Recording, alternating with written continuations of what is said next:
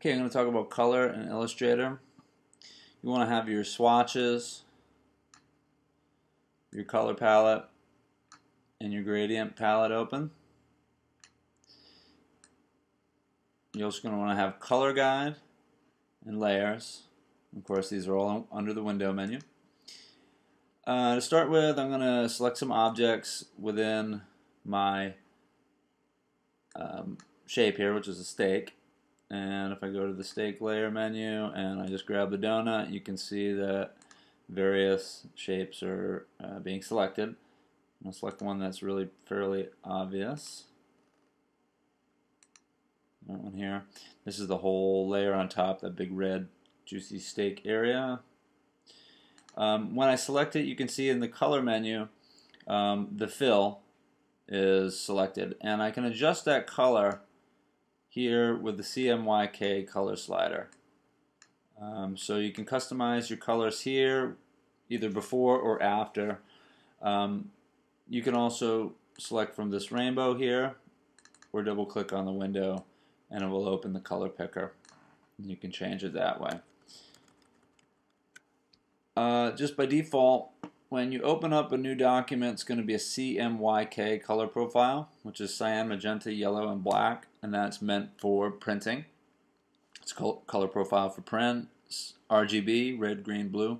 That's for screen or web. And so you can always, go back and forth between the two, but generally speaking, we're going to be printing these. So what you see on your screen may be different, and we'll get into why that is later on. But really, you're seeing this within our red, green, blue color profile, but it will print as CMYK. Okay, next you can always have the object selected and just go ahead and pick different colors for it within your swatches menu. Or you can come down here to the lower left and your swatches library. There are all sorts of different varieties in here, and we'll go to some spot colors. Let's try pastels or something like that. Maybe not. Let's go to these process coded colors here, and you notice when I select one or maybe some of these spot colors down here, there's a color profile. So it's a predetermined formula. Commercially, they should print exactly the same depending on which one you select. If you decide I want to see this not as a Pantone color, spot color, but I want to see this as a CMYK, click this little guy here. This will convert it back, and then you can customize that color. And it gives you the percentages of how much cyan, magenta, yellow, or black is in each one of these. Over here in your swatches, you can create a new color library, or a color group, I should say. So a couple ways to do it. Just go to the flyout menu, new color group. You can title it, and you can say, well, I want it to be the selected artwork or selected swatches. I'm just going to go with the artwork for now. Creates a new little folder down here, and the first one that it placed was the color that was selected here. Then you can come over and grab, say, your eyedropper tool, and if I select, well, I have to select off of the object first. I can come over and select that, and you can see that that particular color reflects in the color menu, and then bring it down to my new color group. And there it is. Same thing here. I'll grab the kind of whitish, creamish color. Go ahead and grab that guy. So on. So you can see that I have this color group up here, steaks, already made. And of course you can create, add, subtract, however you want, just like you would in any other Adobe menu. But it just makes it a quick way to color things in, especially if you want some consistency with other documents. You can save these, these color groups. Notice that when I select on a color group, it brings up, and I have my color guide open here. And actually, anytime you select a color, you get this color guide. And this is just a way to show you shades and tints, or Other harmony rules, which are very subjective. It's the nature of color. You got your complements, you know, analogous colors. You should probably be able to tell what the analogous colors are for whatever color you've chosen. These are all warm tones related to one another. But whenever you select a color, it will reflect in that.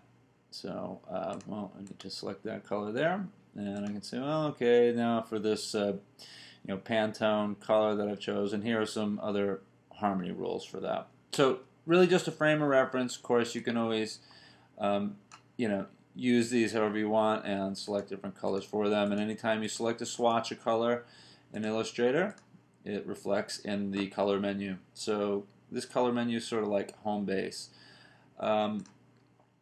Next is the gradient. And I'm just going to select this shape down here. All this is a sort of a negative shape for what will be underneath my plate.